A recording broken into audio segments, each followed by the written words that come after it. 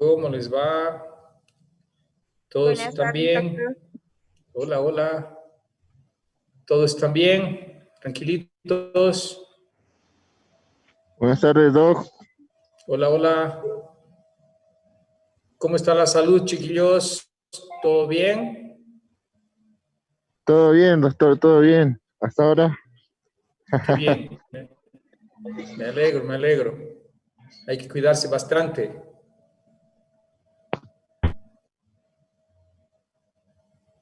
Sí, doctor. Ok, ok. Sigamos entonces con nuestro trabajo de yesos. ¿Quieren alguna pregunta? Perdón, ¿tienen alguna pregunta? ¿Quieren revisar algo antes de continuar?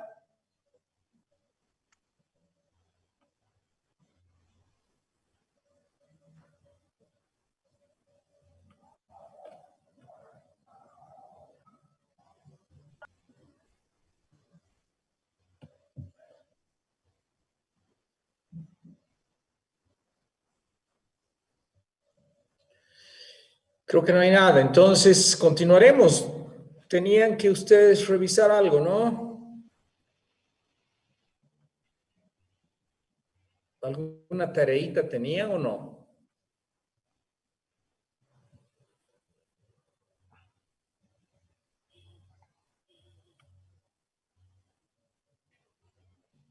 ¿Cómo es? No dicen nada. Doctor, buenas tardes. Hola. Teníamos que revisar fraguado, pero no nos dio tarea. Sí, doctor, igual que me acuerdo, no nos dio tarea. Ok. No les di tarea. Sí, al otro grupo le he dado tarea. Bueno, entonces sigamos. Un poco les he traído esta imagen de la clasificación de los yesos realizada por la Organización Internacional de Estandarización, que ya habíamos analizado también, el tipo 1 yeso de impresión, tipo 2 escayola, tipo 3 yeso piedra, tipo 4 yeso piedra de alta resistencia o mejorado, o en nuestro medio yeso para troqueles, mucho más específicamente. Ahora bien, es muy importante, decíamos, que los yesos se manipulen con dosificación correcta. Ese es el principal elemento que vamos a analizar y vamos a partir para generar un correcto fraguado también. Muchas teorías han tratado de explicar el proceso de fraguado, que nosotros analizamos como el cambio de estado, de un estado plástico a un estado sólido rígido. Ese es el concepto de fraguado para nosotros. Esta teoría cristalina nos indica realmente un enorme potencial de explicación de lo que sucede con este material.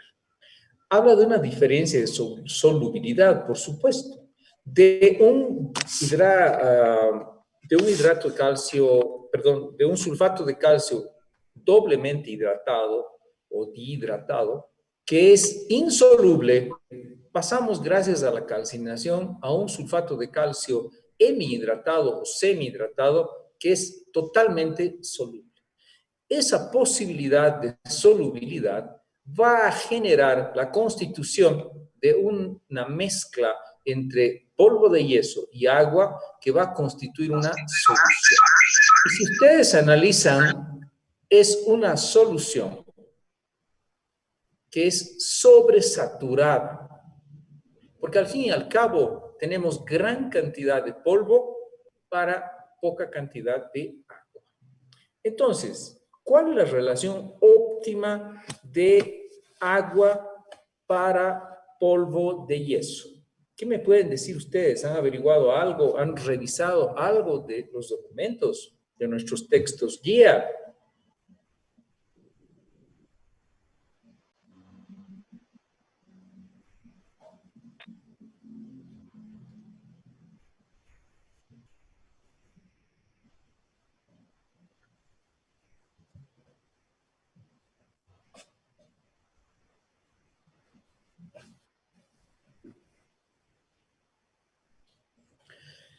Les comento que de acuerdo a cálculos geométricos realizados por la química inorgánica, se establece que para 100 gramos de polvo de yeso le corresponderían 18 punto algo de agua, 18.3 vamos a poner. Esa sería la relación exacta para devolver el agua perdida en el proceso de calcinación. Haciendo un poco de recuerdo, en la calcinación, la piedra de gipso, el sulfato de calcio dihidratado, pierde 1,5 moléculas de agua. Por lo tanto, el proceso de agua es inversamente proporcional. Correspondería a aumentar y devolver esa 1,5 moléculas de agua que ha perdido el yeso. Ahora, atención, ¿cómo se explica esta situación? Porque si decimos le corresponde 1,5 moléculas, no sabemos cuánto. De ahí que la relación es para 100 gramos pesados de yeso, le corresponden 18.3 de agua. Pero es tan baja la cantidad de agua que lo único que haría es reponer el agua perdida. O sea, constituir un sulfato de calcio dihidratado, pero inmediatamente ese yeso fraguaría. O sea, que el cambio de estado se daría tan rápidamente que no nos daría el tiempo de manipular. De ahí que, para poder manipular idealmente el yeso, lo que se establece es un exceso de agua. Ese 18.3 que es insuficiente tiene que ser aumentado, pero no aumentado arbitrariamente, sino con cantidades específicas. Y para cada yeso se necesita una cantidad específica de agua. ¿Cómo funciona esto? Recuerden que los yesos que derivan de la variedad de yeso beta, o sea, tipo 1 y tipo 2 derivan del yeso beta, estas dos variedades tienen partículas muy grandes y muy irregulares, decíamos. Necesitan más agua para la mezcla que estas otras 2 o 3 con el tipo 5 de yeso. ¿Por qué? Porque estas otras variedades derivan del hemihidrato alfa, que es de partículas más pequeñas y más regulares. Para el yeso tipo 1 y 2, la relación es la siguiente. Para 100 gramos de yeso se necesita 45 centímetros cúbicos de agua para una mezcla ideal. En cambio, para el tipo 3, para 100 gramos de yeso se necesita 30 centímetros cúbicos de agua. Y para el yeso 4 se necesita, para 100 gramos de yeso, 18 a 24 centímetros cúbicos. Ahora comprenderán que para este yeso es gran cantidad de agua excedente, porque lo ideal es solo 18 o lo necesario. De 18 a 45, prácticamente hay casi 30 centímetros cúbicos de exceso. Menos para el yeso piedra porque se mezcla con 30, que vendría a ser 12 de exceso. En cambio, para el yeso tipo 4 es apenas un excedente de 2 centímetros cúbicos. Ahora, entendiendo este concepto, vamos a explicar de que colocamos la cantidad necesaria de yeso, polvo de yeso, en una taza de goma, vertimos el agua y mezclamos con una espátula. Hacemos un espatulado del yeso hasta obtener una mezcla plástica. ¿Qué acontece? Acontece la constitución de una solución. Primero esa solución es simple, luego saturada, luego sobresaturada. Cuando esta solución sobresatura es porque hay gran cantidad de polvo de yeso que no puede disolverse fácilmente. Y los principios de soluciones dicen, para que una solución se disuelva más rápidamente cuando está sobresaturada, debes mover, mezclar, agitar. Entonces ahí entran en disolución mayor cantidad de partículas. Cuando se ha constituido una solución muy saturada, sobresaturada, hipersobresaturada, químicamente la solución cristaliza, precipita, cae en forma de cristales. Y va cayendo un cristal y sobre ese cristal va cayendo otro y otro y otro y otro. A partir de los primeros cristales que se constituyen en núcleos de la cristalización. Por eso que el proceso de fraguado de los yesos, desde el punto de vista físico, es cristalización. Un aumento de cristales del centro a la periferia. La posición de uno y otro. Cuando esos cristales se han terminado de constituir en toda la masa, hablamos de un proceso de fraguado inicial, un fraguado inicial o húmedo que se llama en los yesos, porque va a tener un contenido de agua excedente. Si nosotros cortamos una pequeña cantidad y vemos al microscopio de esa masa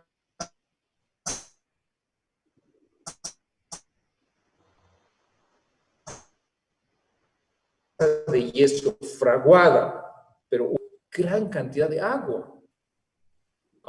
Debe pasar alrededor de 12, 24, en algunos casos hay autores que dicen 48 horas para que tengamos un tiempo de fraguado final del yeso. Ese tiempo de fraguado final del yeso es de un yeso seco. ¿Por qué? Porque el agua residual que estaba entre los cristales se evapora. ¿Y qué te deja? Pequeños poros, espacios en toda la masa. Es fácil comprender desde ese punto de vista, entonces, que los yesos tipo 1 y 2 van a tener menos resistencia compresiva, traccional, al corte, al desgaste, etcétera, que los yesos 3, 4 y 5. Porque estos dos yesos, o sobre todo el que nos interesa, el escayola o yeso común, tienen gran cantidad de agua residual. Esa cantidad de agua residual, cuando se evapora, va a dejar muchos espacios, orificios, poros en la masa interna. En cambio, con menos agua excedente de mezcla, tenemos yesos más resistentes,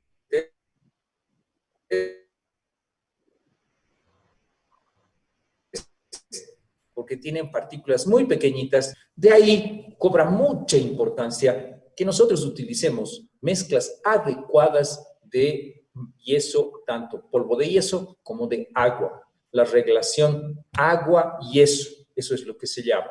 Habrá que respetar muchísimo.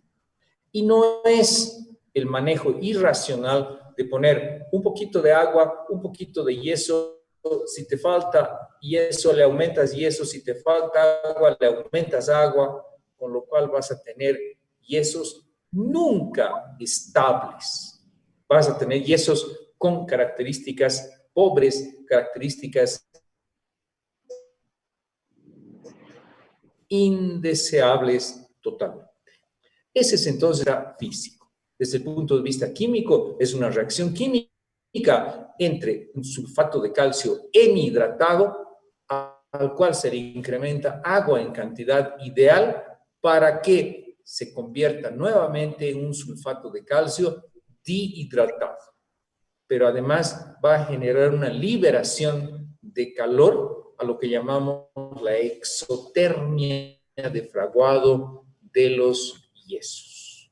Hasta ahí, ¿quieren alguna aclaración? ¿Tienen alguna pregunta?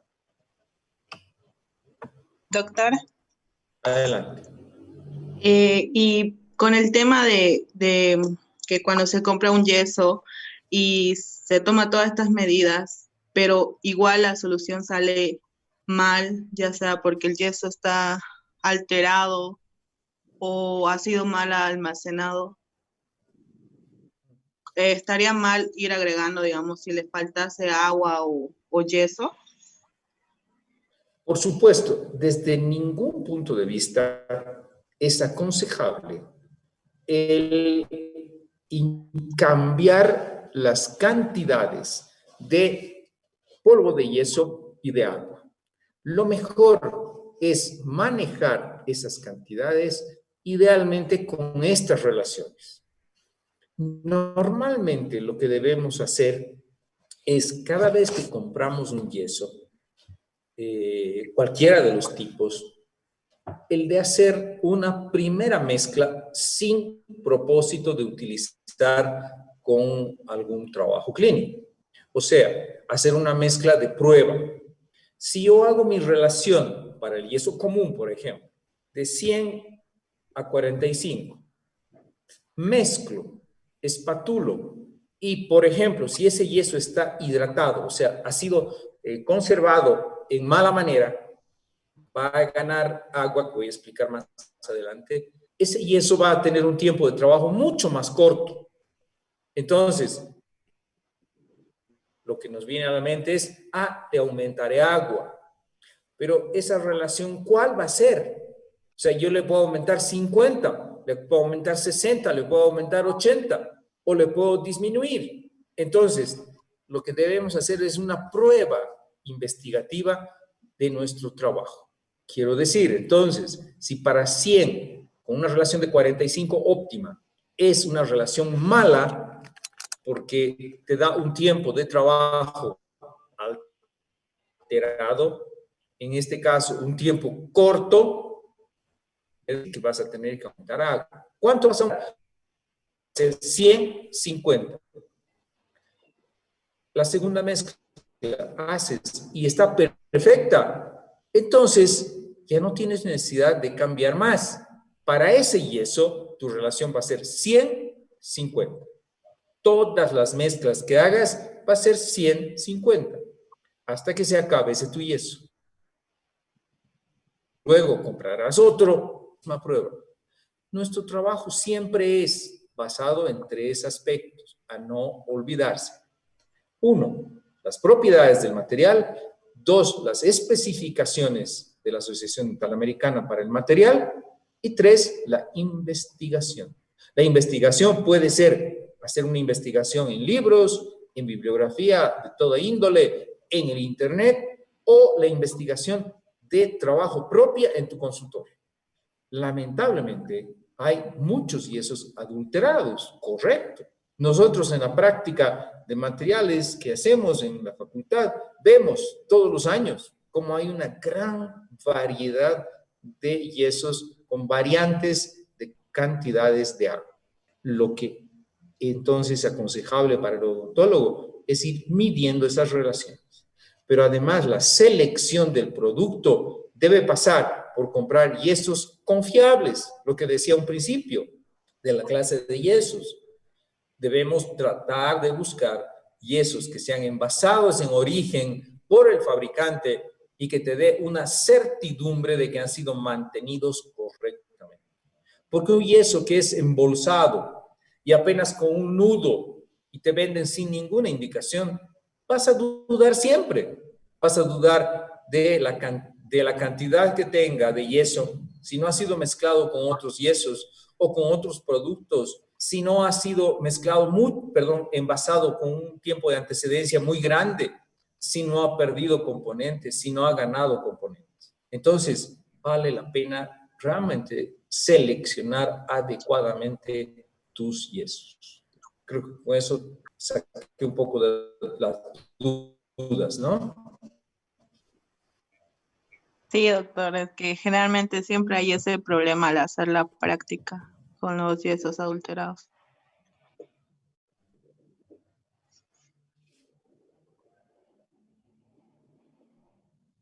Correcto, correcto. Entonces, estas relaciones que estamos dando son especificaciones de la Asociación Dental Americana. Es lo normal que debe acontecer con cualquier yeso almacenado idealmente. Porque si un yeso es almacenado mal, ejemplo, si está destapado, mal tapado, con tapas no herméticas, lo que acontece es que el yeso absorbe humedad del medio ambiente. Al absorber humedad del medio ambiente,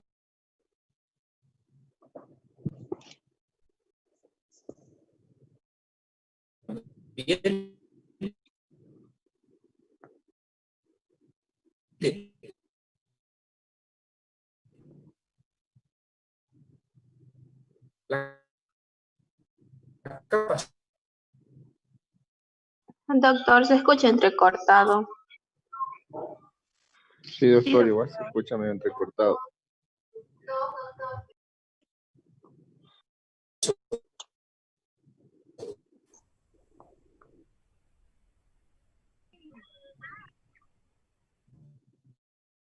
Ya se ha convertido de sulfato. Doctor. Se fue.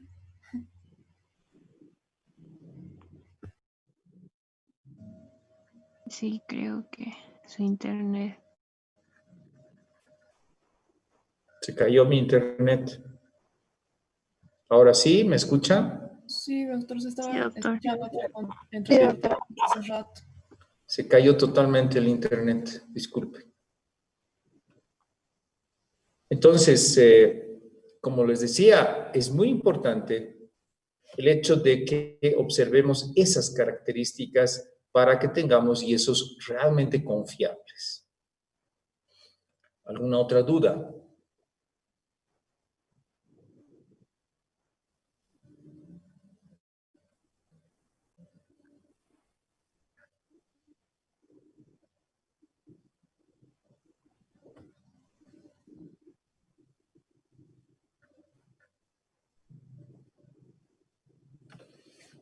Ahora bien, el fraguado, creo que tengo una pregunta en el chat, veamos.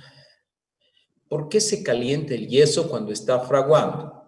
Es lo que decía, el yeso en la reacción química explicable es sulfato de calcio hemihidratado más una molécula y media de agua, igual la reacción sulfato de calcio dihidratado, insoluble, que cambia al estado sólido rígido, más liberación de calor. ¿Por qué? Por una simple razón. Cuando se genera el proceso de calcinación de los yesos, lo que acontece es que le aplicamos calor para que pierda una molécula y media de agua. Y como la energía no se pierde, solo se transforma, esa energía aplicada de calor se libera en forma de exotermia de fraguado. Exotermia, calor liberado. Por eso es que el yeso fraguado genera calor, libera calor en un cierto momento. Esa es la explicación. El fraguado, decía, se puede afectar por muchos factores. La temperatura, los sistemas coloidales, la cantidad de espatulado, la humedad, la cantidad de agua, la poca cantidad de agua. Realmente es muy complicado el proceso de fraguado. A mayor cantidad de agua, prolongación del tiempo de fraguado, por supuesto. Y es lo que normalmente un estudiante de odontología hace para que tengas un yeso más manipulable, más manejable. Pero enorme error, porque a mayor cantidad de yeso excedente, yeso más débil a distancia, con menores propiedades. Cantidad de espatulado. A menor espatulado tienes menor mezcla del yeso. ¿Qué quiere decir? Van a haber partículas de yeso que no logran disolverse. Vas a tener núcleos, en vez de cristalizados, núcleos blandos de polvo de yeso. A mayor cantidad de espatulado, exceso de espatulado, vas a tener un crecimiento de la masa muy grande, porque se van cortando los cristales, se van segmentando. Y como la explicación es que la masa va creciendo del centro a la periferia, a partir de los núcleos de cristalización, se van adosando más y más cristales. Esta masa va creciendo, o sea que hay una expansión de fraguado.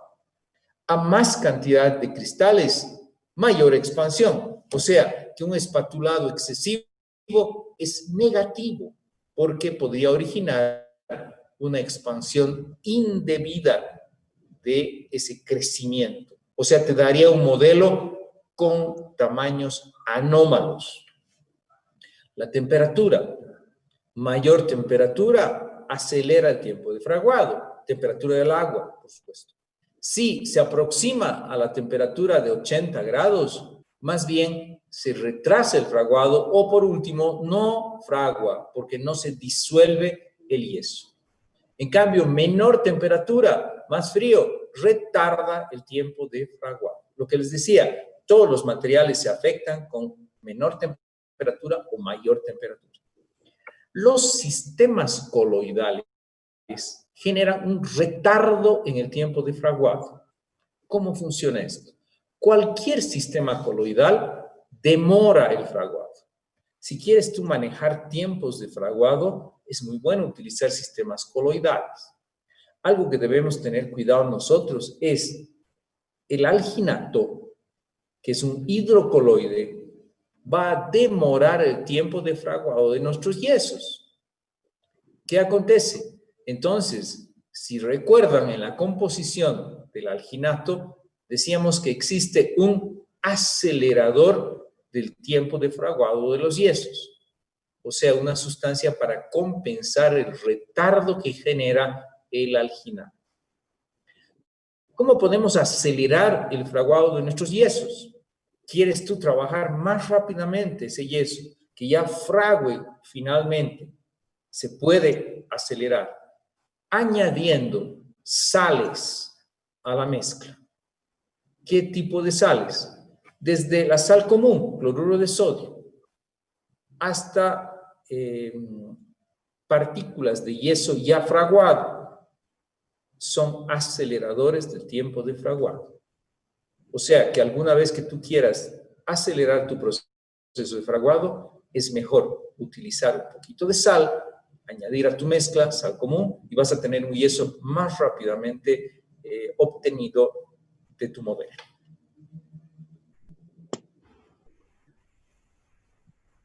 Pregunta ahí.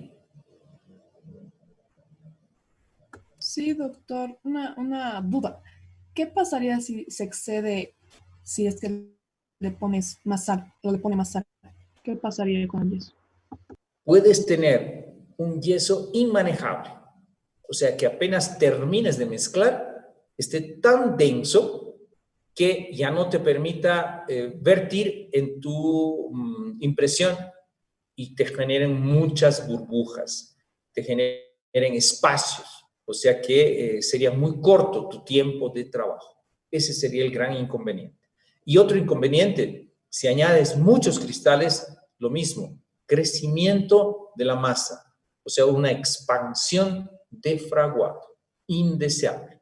Por eso debe ser en una cantidad muy pequeña. Gracias, doctor. Hay una pregunta en el chat, me dicen, ¿entonces habría un tiempo o algún indicador de espatulado? Sí, muy importante. Hay algunas tendencias para los autores. Dicen, por ejemplo, que no debes exceder de 100 vueltas en tu espatulado, pero eso es excesivamente grande. Entonces, habitualmente los usos y costumbres nos enseñan a que cuando has conseguido la mezcla en consistencia ideal, o sea, una consistencia plástica, es suficiente. Paras tu mezclado. O sea, te das cuenta de que la masa realmente está ideal. Alguien está queriendo jugar, ¿no? Con nuestras diapositivas. Las están pintarrajeando. Pero bueno, no afecta mucho, más bien. No nos va a quitar la posibilidad de seguir. Entonces, y hay un elemento que es súper importante, les cuento. Hay un mezclador electrónico hoy día, parecido a una batidora de estas de repostería, batidora que tenemos en las casas, solo que se activa el tiempo necesario para una mezcla ideal. Ahí sí que tienes que tener una cantidad muy bien dosificada de polvo de yeso y agua, porque tú escoges el tipo de yeso, colocas tu taza de goma y empieza a funcionar el espatulado. Entonces, funciona solo la cantidad de vueltas necesaria para ese tipo de yeso. Ahí sí que controlamos idealmente esa cantidad de espatulado. La odontología se ha puesto cada vez más sofisticada, más seria en sus procesos y permite controlar idealmente con diferentes equipos. Tenemos mucho equipamiento para generar unos materiales mucho mejor, de mejores características finales. Entonces, habrá que siempre pensar en que podemos adquirir esos elementos que nos van a pretender dar modelos muy, muy exactos. Porque hay una premisa. Si tú has tomado una buena impresión en el paciente, con un buen material, con un buen procedimiento, respetando normas de la Asociación Dental Americana, etcétera, tienes una impresión perfecta. Entonces, es necesario que tú, odontólogo, hagas tu modelo de yeso, con un manejo igual, es excelente de tus yesos. Entonces, haces un manejo correcto de tus yesos y obtienes un modelo perfecto. Ahora, si tú quieres enviar a un técnico de laboratorio para que haga una fase del procedimiento, puedes enviar ya un modelo, porque sabes con seguridad de que tu modelo va a tener perfecta copia de tu paciente, tanto en detalles como en dimensiones, para que tu resultado final de tu trabajo de restauración indirecta, llámale corona, incrustación, puente, prótesis parcial, prótesis total, lo que tú quieras, sea perfecto.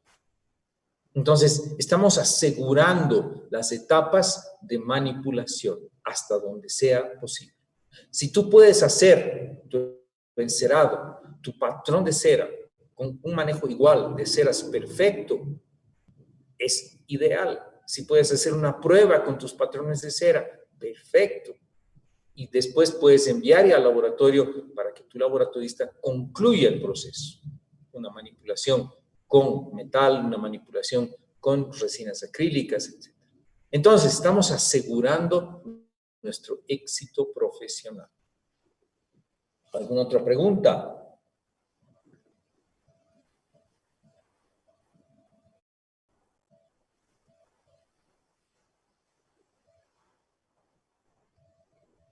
Doctor, disculpe, se me cortó la clase. Quería preguntarle sobre, hay unas agujas, si no me equivoco, la aguja de Pickup y de Gilmore.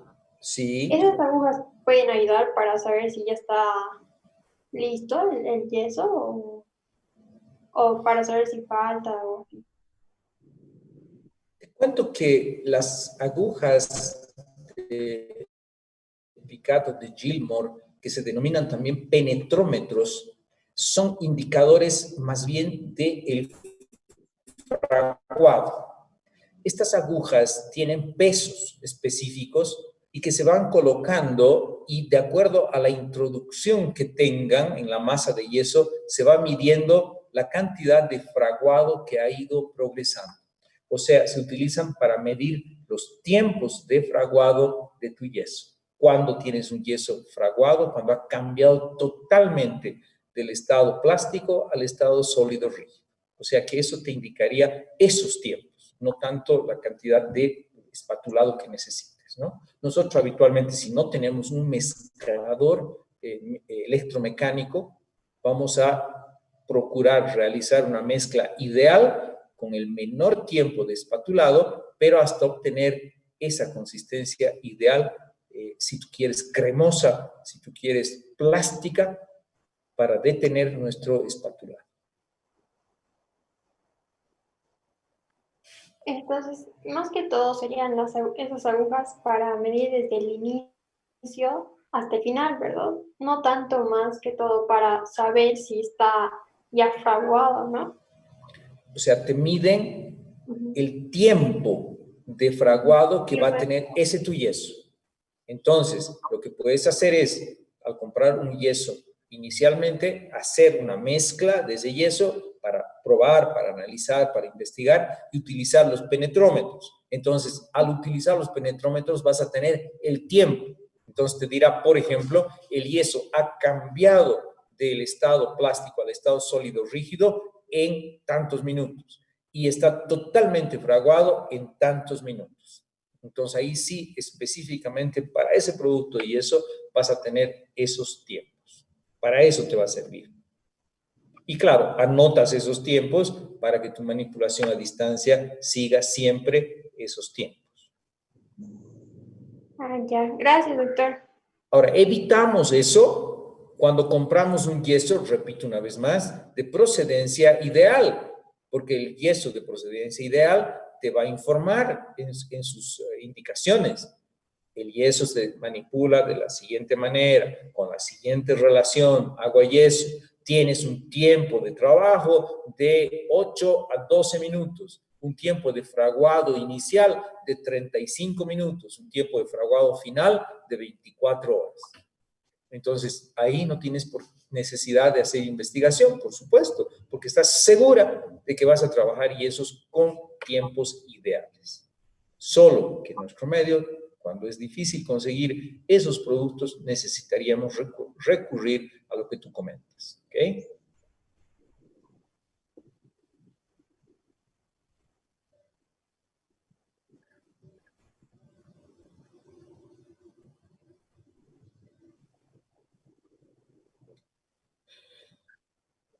Bueno, me faltan algunas cositas más para terminar yesos. Mañana concluiríamos. Y si tienen dudas en relación a todo lo que hemos trabajado yesos, mañana podríamos ya trabajar con más tranquilidad. ¿Listo? Está bien, doctor.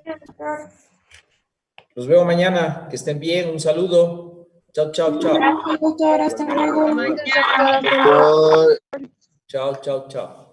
Hasta luego, doctor. Adiós. Doctor. Chao, chao, chao, chao. hasta luego, doctor.